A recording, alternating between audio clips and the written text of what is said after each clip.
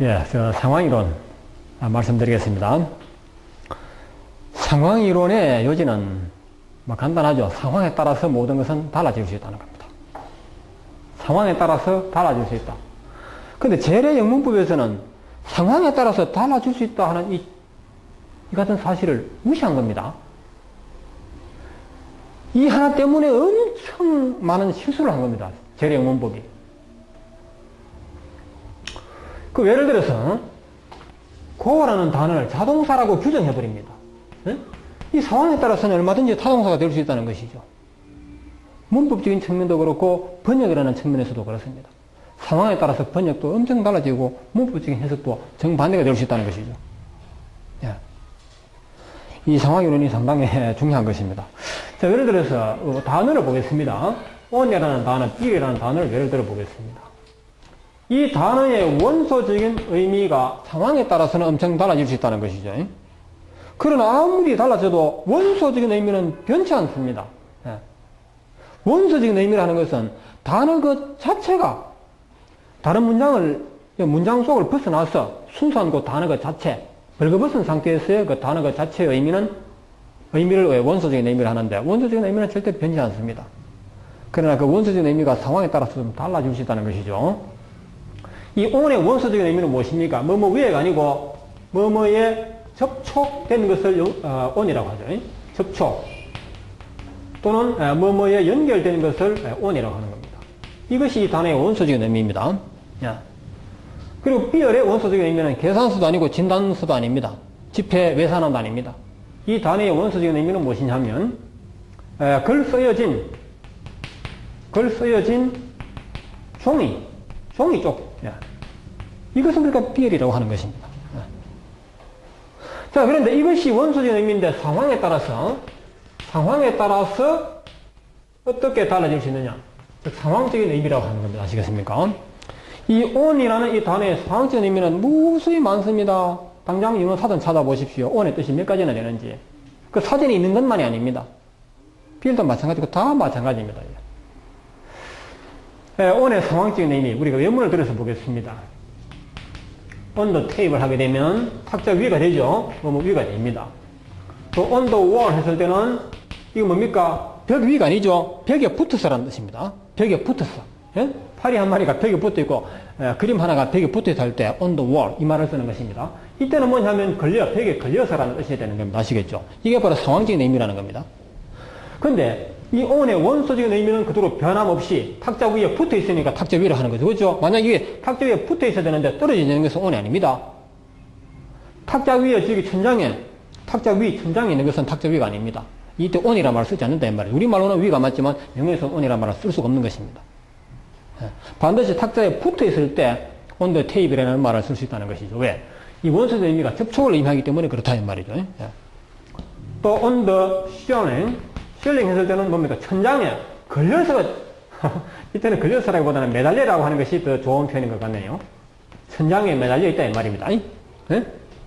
등불 하나가 천장에 매달려 있다 이 말이에요. on the ceiling이 되는 것입니다.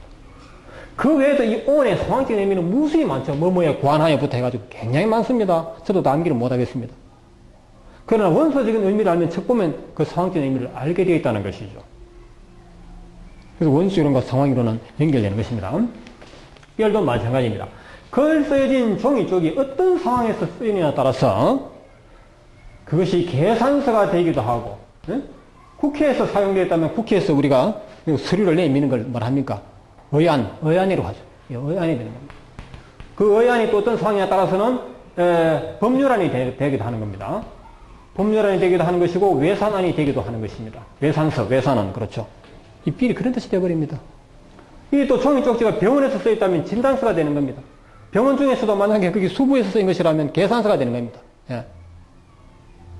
때에 따라서 이것이 조폐창에서 쓰였다면 우리가 집회라는 말도 되겠습니다. 집회도 뭔가 글 쓰여진 종이 쪽지 아닙니까? 그렇죠?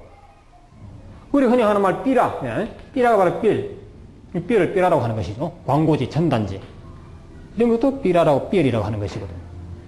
그 외에도 수표부터 해가지고 이 삐열의 의미는 상황적인 의미는 무수히 다양한 의미로 번역이 되어버리는 것입니다.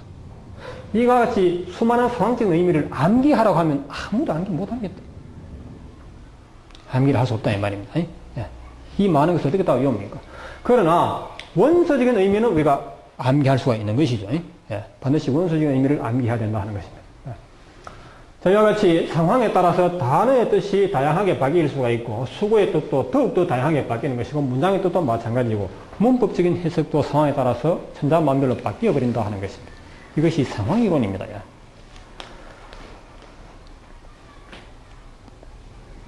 상황이론에 대한 여러분 개념을 조금 더 이해하시는 게 좋습니다. 이 몇 가지 기본 이론을 여러분 이해하고 나면 그 다음부터는 별로 할 게 없습니다. 있는 그대로 이 원리를 그대로 해나가면 되는 것입니다. 우리가 1, 2를 하나하나 떼어서 볼 때는 이게 원소적인 의미로 우리가 이해를 하는 것입니다. 그렇죠? 1은 무엇이며 2는 무엇이다. 그러나 이렇게 썼어 또는 이렇게 썼어 하나로 뭉쳐버리면 이거 뭐가 됩니까? 21이 되겠죠. 그죠? 이 21이라고 하는 이 숫자를 하나의 수거인 것처럼 암기해버린다고 가정했을 때 이걸 무시해버리고 그냥 이것은 21이다 이렇게 암기해버렸다고 가정할 때 이것이 항상 21이 되느냐 이거죠. 상황에 따라서는 엉뚱한 뜻으로 바뀔 수 있다는 이야기죠. 예. 영어 수거를 어떤 수거를 뭐 두 개의 단어가 모이는 수거 있죠. 예를 들어서 put on 이것을 하나의 수거로 암기해가지고 암기한 그 방식대로 해석하려고 하면 틀려버린다 이 말입니다. 이 마치 우리가 21이라는 이 숫자를 무작정 암기해가지고 써먹으려고 하면 틀린다 이 말입니다. 자, 예를 들어서 3210이라는 이런 숫자가 나와버렸습니다. 갑자기 내가 아는 외워두었던 수고가 나왔다 이 말이에요. 그렇죠? 내가 평소에 열심히 외워두었던 수고가 나왔습니다. 이거 20일 아닙니까? 여기서 21이라고 말하다가는 틀려버리겠죠. 그렇잖아요. 그 상황에서는 20일이 되겠지만 이런 상황에서는 20일이 안 된다 이 말이죠. 단어든 수고든 다 그런 원리로 흘러간다 이 말이에요. 그래서 함부로 암기하는 방식으로 영어를 해결하려고 하면 우리는 절대 안 됩니다. 지금까지는 그렇게 해왔죠 우리가. 자, 상황이론에 대해서 조금만 더 설명드리겠습니다. 뭐 교재 보면 됩니다. 예. 뭐 더 이상 설명드릴 게 별로 없네요. 이 상황이론이 교재에 보시다시피 문법적인 측면에서 우리 한글도 그렇습니다. 예. 이 글자가 상황에 따라서는 뜻이 바뀔 수가 있습니다. 그렇죠? 여기 교재에 나와 있는 것처럼 이 ruan이라 하는 이 단어도 우리가 자동사라고 이렇게 암기하면 안 됩니다. 상황에 따라서는 얼마든지 타동사가 될 수가 있죠. 이거 나오죠 이게 run horse 하게 되면 horse라고 하는 목적어가 나왔으니까 이거는 타동사가 되잖아요. 그렇죠? 자기 스스로 달리는 것이고 말을 달리게 한다. 말을 몰다는 뜻 아닙니까? 이때는 이 이론은 타동사로 봐야 하는 것이죠. 그 상황에 따라서는 자동사가 되기도 하고 타동사도 될 수 있다. 네, 이런 것입니다. 자, 그 외에도 무수히 많습니다. 이 책이 있으니까 더 이상 설명하지 않겠습니다. 시간 낭비겠죠. 예. 그런데 이 상황이론은 문법에서만, 영문법에서만 적용되는 것이 아니고 우리 인생 전반적인 현상에서 작용된다는 것입니다. 여러분 체험해 보십시오. 정치, 철학, 경제, 예? 뭡니까? 인생 전반적인 면에서 이 상황이론이 적용되는 것입니다. 아시겠습니까? 이 상황이론 이름을 잘 응용하시면 인생에 큰 도움이 될 겁니다. 그러면 이 상황이론에 대해서는 뭐 더 이상 설명이 필요 없는 것 같습니다. 다음에는 취사 선택 이론을 설명드리겠습니다.